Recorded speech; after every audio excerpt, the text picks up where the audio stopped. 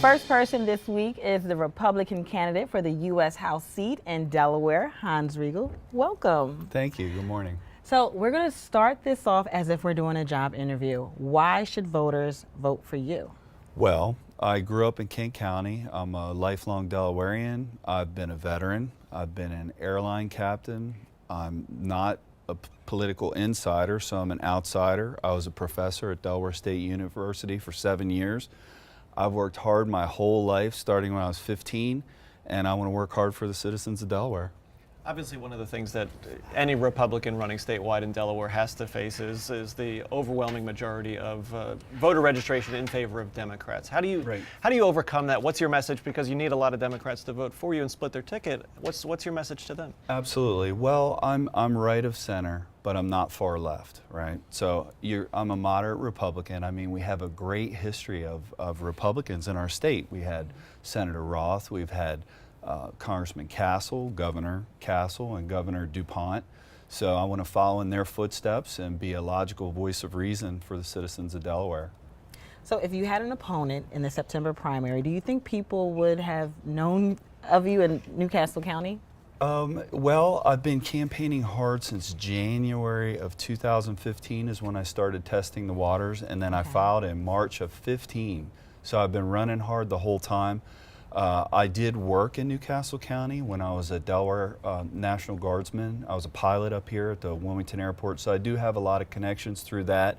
But yeah, I've had to get out there. I mean, doing the Hockessin 4th of July parade. I've done the Italian festival, the Greek festival, and I've really had to plug it hard up north here. Yes, absolutely.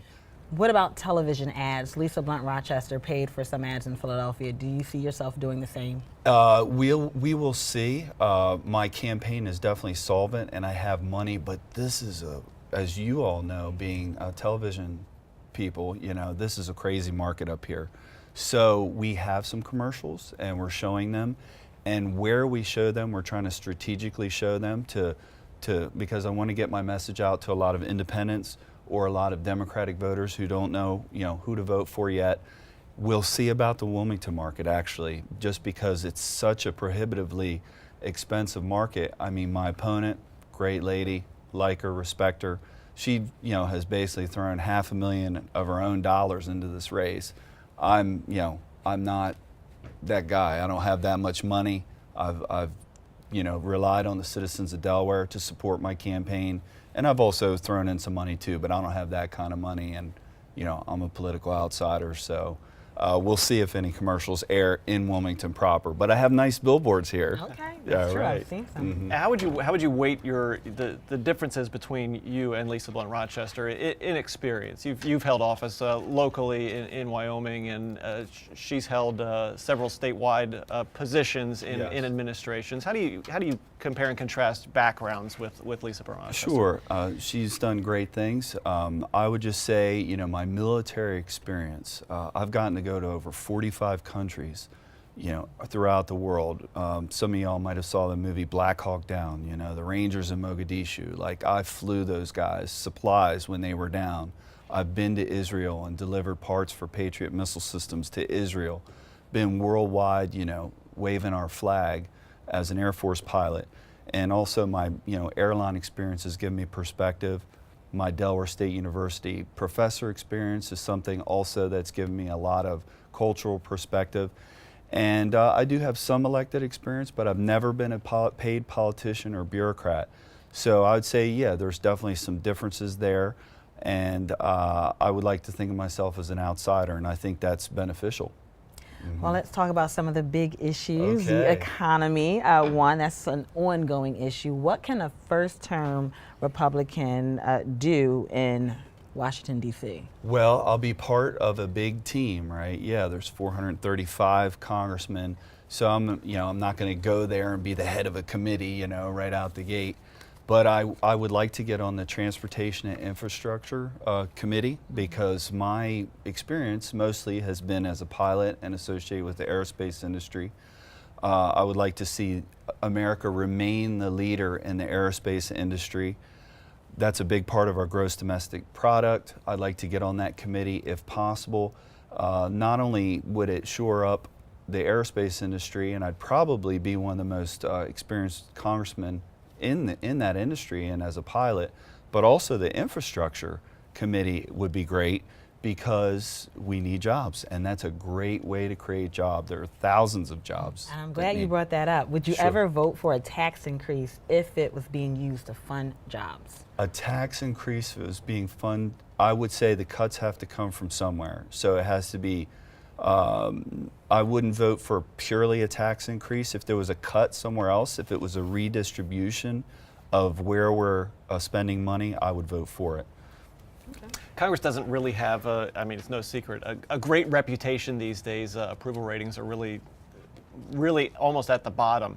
What can you do to kind of, as a first term, you know, from Delaware, to really kind of repair the reputation of Congress, because a lot of people see Congress not functioning at all, not working together, and things just not getting done. How does Congress get things done? Sure. Well, I have experience as the mayor of Wyoming, Delaware, which is kind of a nonpartisan job.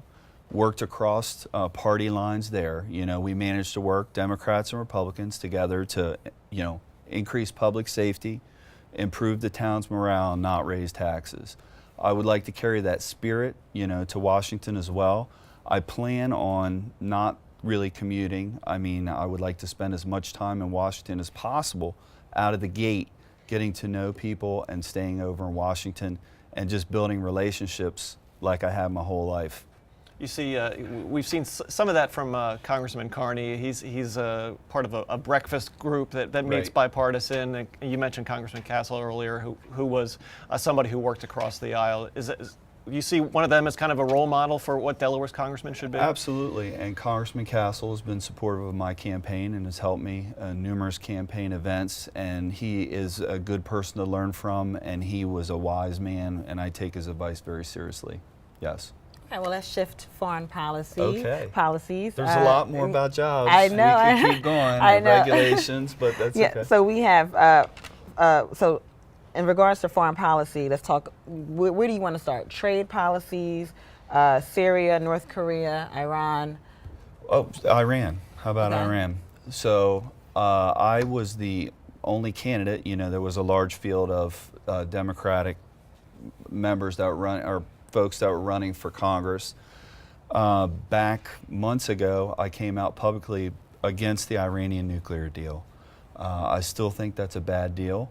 I think it gives Iran a lot of money to export terrorism. They're raising a lot of money, and they're the biggest exporter of terrorism in the Middle East. So I was against that Iranian nuclear deal. We need to totally keep our eye on Iran and monitor that agreement closely and possibly modify it. Okay. Are you in favor of sanctions as a diplomatic tool for foreign policy? Absolutely, yes. And I think that the sanctions on Iran could have been strengthened actually before that Iranian nuclear deal went through. That may have been an avenue to try before we signed that deal, and kind of bought that agreement and sent a lot of money there. And then finally, before we wrap, any Republican running this year has to deal with the top of the ticket and the effect that Donald Trump will have on Republicans. And he's had sort of a rough week with a lot of things that have come out and what he said on a microphone. Where do you stand on Donald Trump and the comments that he made about the way he talks about women? Sure. Well, I can't sit here and defend his comments on any level. I mean, I have 3 kids, I have a daughter, and I don't like that. You know, he's calling it locker room banner, so I don't like that. But I like a lot of his ideas. It's up to millions of Americans and thousands of Delawareans to make their choice on November 8th. Personally, I'm still voting for Trump. I like his ideas. I'm just not a big Hillary supporter, but it's going to be up to each individual to choose what in their heart and which way they think America should go. Okay. Well, thanks so much for being here. That's all I get to talk about? Yes, all yes, right. it was really easy. Okay, great. Hans Reigle, Republican candidate for Congress. For those of you at home, you can follow our reporting. Just go to newsworks.org/Delaware.